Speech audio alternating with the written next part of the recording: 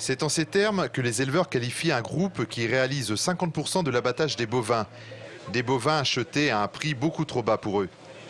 La viande est prix moyen à 3 € le kilo.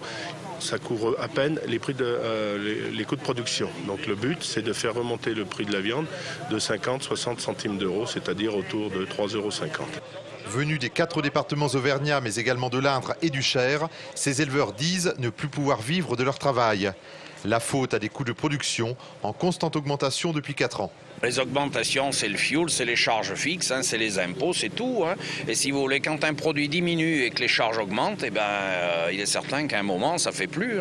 Même lorsqu'on possède un cheptel de 130 broutards et 450 porcs. Pour moi qui ai 56 ans, si vous voulez, mon salaire net, j'arrive à me prélever 700 € par mois. Mais chez moi, autour de chez moi, il y a plein de jeunes, si leurs femmes ne travaillaient pas, ils se dégagent rien comme revenu, c'est-à-dire 0 égale 0. Voilà. Pour certains, cependant, les éleveurs et les agriculteurs affichent des signes extérieurs de richesse, apparence trompeuse selon eux.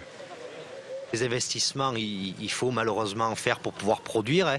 Les tracteurs sont indispensables et pour certains également, ça peut être aussi les 4x4. Mais par rapport à la situation que l'on vit, aujourd'hui en viande bovine, nous n'avons plus de revenus ou très peu de revenus.